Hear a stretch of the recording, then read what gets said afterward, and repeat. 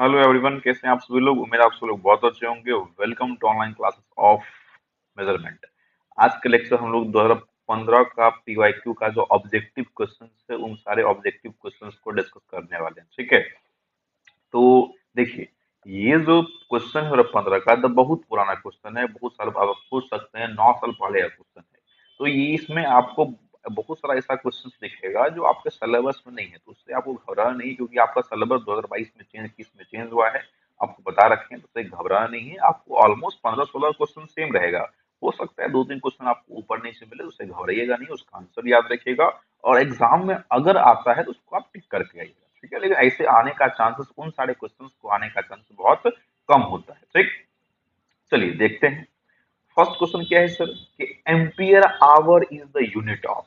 Ampere hour किसका unit होता है। देखिए, आपको बताएं, आप इस क्वेश्चन में आप हो सकता है कंफ्यूज करे, कंफ्यूज नहीं करना है। आप जानते हैं कि आपके पास एक यूनिट है वॉट आवर। ठीक है, उस वॉट आवर में किलो वॉट आवर लगा देते हैं, यानी सिंपल ये हमारा किसका यूनिट हो जाता है, इलेक्ट्रिकल एनर्जी का। किसका यूनिट होता है सर, इलेक्ट्रिकल एनर्जी का। आपको याद है, आपको बताए थे integrating instrument. Integrating instrument integrating instrument में आपको बताए थे कि ampere hour meter, AH, watt hour meter. ठीक है, ये दोनों मीटर आपका कौन सा इंस्ट्रूमेंट है सर, तो इंटीग्रेटिंग इंस्ट्रूमेंट है। और इस दोनों का यूज करते हैं एनर्जी के मेजरमेंट में। किसके मेजरमेंट में, एनर्जी के मेजरमेंट में। ठीक है, इलेक्ट्रिकल एनर्जी के मेजरमेंट में वॉट आवर मीटर का यूज किया जाता है या एनर्जी मीटर का यूज किया जाता है। और सेल का, किसी बैटरी का एनर्जी मेजर करना है, जैसे बैटरी का एनर्जी मेजर करना है, तो उसमें हम लोग एम्पियर आवर का यूज करते हैं। ठीक है, जैसे आपके पास जो फोन है, तो किसी का फोन 5000 mAh का होगा। ठीक है, किसी का 4000 mAh का होगा। तो यहाँ पे आप क्या देख रहे हैं कि ए एच मतलब एम्पियर आवर, और एम का मतलब मिली। ठीक है, तो मिली तो हम लोग छोटा बड़ा करने के लगाते हैं, लेकिन बेसिकली लगा हुआ है क्या है, ए एच लगा हुआ है। यानी आपके बैटरी का बेसिकली क्या बता रहा है, ये एनर्जी बता रहा है। क्या बता रहा है, एनर्जी की, इतने एनर्जी का बैटरी है, या इतने कैपेसिटी का बैटरी है, इतने क्षमता का बैटरी है। ठीक है, तो जो एम्पियर आवर होता है वो बेसिकली सेल का क्या बताता है सर, या तो आप एनर्जी कह सकते हैं सेल का, या तो एनर्जी बताता है या सेल का कैपेसिटी बताता है। ठीक है, देखिए ऑप्शन में आपको दिख रहा है क्या इसका आंसर, तो सर ऑप्शन ए में सेल कैपेसिटी दिख रहा है, तो ऑप्शन ए क्या हो जाएगा करेक्ट आंसर। इफिशिएंसी नहीं होगा, पावर नहीं होगा, नॉन ऑफ दीज नहीं होगा, तो क्या हो जाएगा, option A is the correct answer. Question number 2 में देखिए क्या कह रहा है इस पर। 2 में कह रहा है कि विच of the following is not a figure of merit.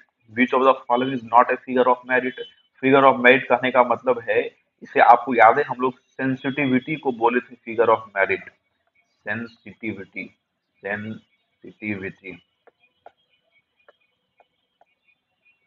Sensitivity को हम लोग क्या बोले थे सर, फिगर ऑफ मेरिट। ठीक है, लेकिन आप याद रखिएगा कि हमारे पास जो स्टैटिक कैरेक्टरिस्टिक्स है, जो डायनामिक कैरेक्टरिस्टिक्स है, इसमें जो जो टर्म्स आप पढ़े हैं ना, सारा का सारा टर्म्स हम लोग किसमें कंसिडर करते हैं, फिगर ऑफ मेरिट में। तो प्रिसीजन आप पढ़े हैं, एक्यूरेसी पढ़े हैं, रिजोल्यूशन पढ़े हैं, एफिशिएंसी नहीं पढ़े हैं सर। अब कह रहा है कि विच of the following is not, इसमें कौन फिगर ऑफ मेरिट नहीं है, तो उस केस में आपका रेजोल्यूशन है, सेंसिटिविटी है, सॉरी प्रिसीजन है, एक्यूरेसी है, रिजोल्यूशन है, एफिशिएंसी नहीं है। तो यहाँ पर एफिशिएंसी क्या हो जाएगा आपका करेक्ट आंसर, यानी option D is the correct answer. चलिए, क्वेश्चन नंबर 3 में क्या बोला सर, कि an armature is always connected in series with circuit. Armature को सर्किट में सीरीज में कनेक्ट करते हैं। Element whose current is required to measure, जिसके करंट को मेजर करना है उसके साथ सीरीज में कनेक्ट करते हैं। ये स्टेटमेंट क्या सही है सर, हाँ सही है। आर्मेटर को हम लोग, आर्मेटर को ऑलवेज कैसे कनेक्ट करते हैं, सीरीज में। और वोल्टमीटर को ऑलवेज कैसे कनेक्ट करते हैं, तो पैरेलल में कनेक्ट करते हैं। वोल्टमीटर हमारा पैरेलल में कनेक्ट होता है, यानी आर्मेटर सीरीज में कनेक्ट है, ये बात आपका करेक्ट है, यानी option A is the correct answer. Option question number 4 में क्या बोल रहा है sir, when a high value resistance is added in series with the galvanometer. Galvanometer के साथ में एक वेरी हाई रेसिस्टेंस आप कनेक्ट कर दीजिए तो क्या बन जाएगा, तो आपको बताए थे अगर लो रेसिस्टेंस आप कनेक्ट करते हैं तो अमीटर बनता है, और हाई रेसिस्टेंस कनेक्ट करते हैं तो वोल्ट मीटर बनता है, ठीक है। तो हाई रेजिस्टेंस चीज में कनेक्ट हो गया, क्या बन गया, वोल्ट मीटर बन गया। अगला क्वेश्चन क्या है सर कि एन इलेक्ट्रिक पायरोमीटर, अब ये टर्म आप पढ़े नहीं है तो इसको आपको डायरेक्ट याद रखना पड़ेगा कि पायरोमीटर का यूज करते हैं हाई टेम्परेचर के मेजरमेंट के लिए। किसके लिए, हाई टेम्परेचर के मेजरमेंट के लिए किसका यूज करते हैं, तो पायरोमीटर का यूज करते हैं। ओके, चलिए क्वेश्चन नंबर 6 में देखिए क्या कर रहा है। The full scale deflection current of MI instrument, आपको बताई भी है कि एमआई इंस्ट्रूमेंट का जो फुल स्केल डिफ्लेक्शन करंट होता है वो 10 मिली एम्पियर होता है, उससे ज्यादा नहीं होता है। तो 6 का ए इज द करेक्ट आंसर। अब जो डाटा वाला सवाल है उसको आपको डायरेक्ट याद रखना पड़ेगा, उसमें कोई ट्रिक नहीं है। 7 में क्या बोला सर कि an ammeter is, repeated question, indicating instrument, चौथा बार रिपीट कर रहा है। इफ द इम्पिडेंस, देखिए ये सवाल आपको है नेटवर्क का, लेकिन यहाँ पर आप समझ लीजिए, कह रहा है कि if the impedance of circuit is इतना देन इट्स ससेप्टेंस, सर्किट का इम्पिडेंस इतना है तो ससेप्टेंस क्या होगा, ठीक है। अब देखिए पहले समझिए क्या होता है इम्पिडेंस, ये तो आप जानते हैं। ससेप्टेंस अब हो सकता है जानते हो नहीं जानते हो। रेसिस्टेंस, रेसिस्टेंस का रिसिप्रोकल, रेसिप्रोकल होता है कंडक्टेंस। रेसिस्टेंस का रेसिप्रोकल क्या होता है, कंडक्टेंस। इम्पीडेंस, इम्पीडेंस का रेसिप्रोकल होता है आपका एडमिटेंस। क्या होता है सर, एडमिटेंस। और रिएक्टेंस, रिएक्टेंस का रेसिप्रोकल होता है ससेप्टेंस, ससेप्टेंस, ठीक है।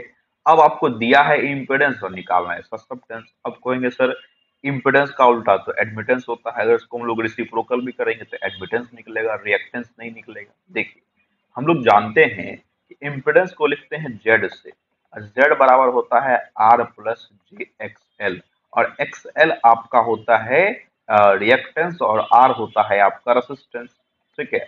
अब इसमें सॉल्व कैसे करेंगे, ठीक है। तो आप 1/z कीजिए, तो 1/z इज इक्वल टू क्या हो जाएगा, 1/z is equal to 1 by reciprocal of impedance, और रेसिप्रोकल ऑफ इम्पिडेंस को हम लोग एडमिटेंस कहते हैं, और इम्पिडेंस को y से डिनोट करते हैं, तो y इज इक्वल टू क्या हो जाएगा, 1/z। अब देखिए z बराबर क्या दिया हुआ है आपको, 3 + j4 पुट कर दीजिए, 1/3 + j4, ठीक है। सॉल्व करने के लिए क्या करेंगे, ऊपर नीचे 3 - j4 से मल्टीप्लाई कर देंगे, तो 3 - j4 बाई 3 - j4, ठीक है। सॉल्व कीजिए 3 - j4, और यहाँ पे देखिए a plus B a minus B, तो क्या a square minus B square हो जाएगा सर, हो जाएगा। तो 9 - j² और 16, 416। यहाँ पे देखिए इसको सॉल्व करते हैं, यहाँ पे आइए y बराबर 3 - j4, 3 - j4/9। अब बताइए जी स्क्वायर का वैल्यू क्या होता है सर, तो -1 होता है, और माइनस और माइनस क्या हो जाएगा प्लस, तो क्या +16 लिख दें, बिल्कुल लिख दिया सर। तो 3 - j4/25, 9 16 25। अब 25 को दोनों गिनती से कर दीजिए, तो 3/25 -j4/25, तो y इज इक्वल टू क्या हो गया, 3/25 - j4/25। अब देखिए z इज इक्वल टू क्या है, r plus j XL, resistance plus j into reactance. अब यहाँ पे देखिए, अब z को आप उल्टा कर दिए, y निकल गया, तो y इज इक्वल टू क्या हो जाएगा, रेसिस्टेंस का उल्टा कंडक्टेंस, कंडक्टेंस को g से लिखते हैं, तो g हो गया g, अब माइनस ये आपका रिएक्टेंस है, रिएक्टेंस को उल्टा के तो ससेप्टेंस होता है, और ससेप्टेंस को बी से लिखते हैं, तो क्या हो जाएगा J माइनस JB। तो यहाँ पे ससेप्टेंस का वैल्यू कितना निकल के आ गया आपको, 4/25, यानी 8 का आंसर क्या हो जाएगा, सी, यानी option C is the correct answer. Okay, चलिए आगे बढ़ते हैं। अगला क्वेश्चन क्या है सर कि the best method for measuring capacitance, तो याद रखिएगा जो हमारे पास ब्रिज मेथड है, bridge method is the best method to measure the resistance, inductance, capacitance. किसी पैरामीटर को मेजर करने के लिए आपका ब्रिज मेथड ही सबसे सुटेबल मेथड होता है, ठीक है। तो 9 का आंसर क्या हो जाएगा, डी हो जाएगा। क्वेश्चन नंबर 10 में क्या बोला सर कि the phenomenon of creeping, creeping किसमें होता है सर, तो एनर्जी मीटर में। रिपीटेड क्वेश्चन है। Which of the following measuring instrument has very low resistance, repeated question है, आमीटर का रेसिस्टेंस बहुत कम होता है, option B is the correct answer.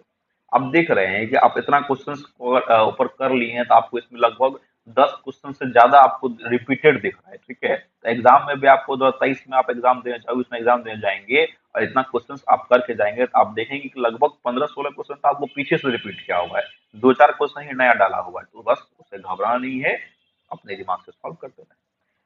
T is equal to K I is the expression for torque, torque T बराबर क्या है, के आई। अब कह रहा है कि किससे एसोसिएट हो सकता है, ठीक है। तो देखिए इसमें कंफ्यूज नहीं करना है, आई यहाँ पर लगा दिया और आई का मतलब होता है करंट और करंट मतलब ammeter, option B is the correct answer. अब मान लीजिए यहाँ पर आई की जगह भी लिखा होता तो हो जाता है यहाँ पर वोल्ट मीटर, उसके बाद भी की जगह हो सकता है डब्ल्यू लिखा होता है तो वाट मीटर हो जाता है। तो इस टाइप का क्वेश्चन आपको ट्रिकी क्वेश्चन एग्जाम में आता है तो अपने थोड़ा सा दिमाग लगा के उस टाइप के क्वेश्चन को सॉल्व करना है। तो 12 का क्या हो जाएगा, बी हो जाएगा। 13 का क्या होगा सर कि पावर फैक्टर एट रेजोनेंस, आप पढ़े होंगे नेटवर्क में, रेजोनेंस पे XL बराबर XC हो जाता है, सर्किट हमारा प्योरली रेसिस्टिव हो जाता है और प्योरली रेसिस्टिव केस में पावर फैक्टर हमारा यूनिटी होता है, तो option A is the correct answer. 14 में क्या बोला सर कि which measure dielectric loss of capacitor when bridge use करते हैं फ्रीक्वेंसी के मेजरमेंट के लिए, व्हेन ब्रिज यूज करते हैं फ्रीक्वेंसी के मेजरमेंट के लिए, और व्हेन ब्रिज करके कोई ब्रिज नहीं होता है। शेयरिंग ब्रिज, मैक्सवेल ब्रिज, देखिए मैक्सवेल ब्रिज यूज किया जाता है इंडक्टेंस के लिए, किसके लिए, इंडक्टेंस के लिए, और शेयरिंग ब्रिज यूज करते हैं हम लोग कैपेसिटेंस के लिए, ठीक है। लेकिन यहाँ पर पूछ क्या रहा है डाइलेक्ट्रिक लॉस, तो अब यहाँ पे एक चीज और याद रखिए, मैक्सवेल ब्रिज से इंडक्टेंस और क्वालिटी फैक्टर दोनों निकाला जाता है, क्वालिटी फैक्टर, ठीक है। और शेयरिंग ब्रिज से कैपेसिटेंस और डिसिपेशन फैक्टर निकालते हैं, क्या निकालते हैं सर, डिसिपेशन फैक्टर हम लोग कैलकुलेट करते हैं, और डिसिपेशन फैक्टर से आप डाइलेक्ट्रिक लॉस निकाल सकते हैं, क्या निकाल सकते हैं सर, डाइलेक्ट्रिक लॉस निकाल सकते हैं। तो इस तरीके से ट्री बना के हम लोग को सॉल्व करना पड़ता है। यानी अगर यहाँ जो पूछा कि डाइलेक्ट्रिक लॉस ऑफ कैपेसिटर कौन मेजर करेगा, तो शेयरिंग मेजर करेगा, और ऐसे भी यहाँ पे कैपेसिटर लिखा हुआ है तो मैक्सवेल हो नहीं सकता वेन फ्रीक्वेंसी के लिए, तो option see the correct answer. यानी क्वेश्चंस को पढ़ के भी आप आंसर को टिक कर सकते हैं। 15 में क्या बोला, स्ट्रेन गेज क्या है, ट्रांसड्यूसर है, एक टाइप का ट्रांसड्यूसर है स्ट्रेन गेज, तो सीधा सवाल है। Shunt are generally made of, आपको बताए थे स्टंट जो है कॉन्स्टेंटन या मिनगिनिन का बना होता है, तो option C is the correct answer. 17 में क्या बोला, the persistence of human eye, आप जानते हैं ह्यूमन आई का जो परसेप्टेंस है वो 1/16 सेकंड होता है, और बचपन में ही पढ़ते आ रहे हैं इस बात को, option B is the correct answer. अगला क्वेश्चन क्या है सर कि RLC is a combination of, RLC किसका जैसा कॉम्बिनेशन होता है, अब बोलेंगे सर आरएलसी ब्रिज तो पढ़े ही नहीं, अभी देखिए एक मीटर पढ़े आप एल सी आर मीटर, पढ़े आप एल सी आर मीटर, तो आप बोलेंगे हाँ sir L C R metre पढ़े हैं। एल सी आर को आर एल सी भी लिख सकते हैं, कोई प्रॉब्लम है, एल सी आर है तो आर को आई कर दिए, एल को बीच में कर दिए, सी को पीछे कर दिया, आर एल सी हो गया, समझ गए। यानी आरएलसी जो लिखा है ना घुमा दिया, ये है एलसीआर लेकिन उसको लिख दिया आपको आरएलसी, तो उस केस में याद कीजिए आपको बताए थे कि एलसीआर मीटर का जो हमारा सर्किट होता है, सर्किट में रेसिस्टेंस के लिए भी एक ब्रिज बनता है, इंडक्टेंस के लिए भी एक ब्रिज बनता है, और कैपेसिटेंस के लिए भी एक ब्रिज बनता है, तो सर्किट के अंदर आपको 3 ब्रिज बनता है, ठीक है। तो आरएलसी ब्रिज कितने ब्रिज का कॉम्बिनेशन हो जाएगा सर, तो 3 ब्रिज का कॉम्बिनेशन हो जाएगा, 3 ब्रिजेस का कॉम्बिनेशन हो जाएगा, तो 18 का आंसर क्या हो गया, डी हो गया। 19 क्या है sir, BUT, board of trade unit, बचपन में ही आप पढ़े होंगे। And last question number 20, half wave rectifier का मैक्सिमम एफिशिएंसी कितना होता है सर, तो 14.6% एफिशिएंसी होता है हाफ वेव रेक्टिफायर का, ठीक है। तो ये हमारा 20 क्वेश्चन है, उम्मीद है आपको 20 होगा, 20 क्वेश्चन कंप्लीटली समझ में आया होगा, ओके।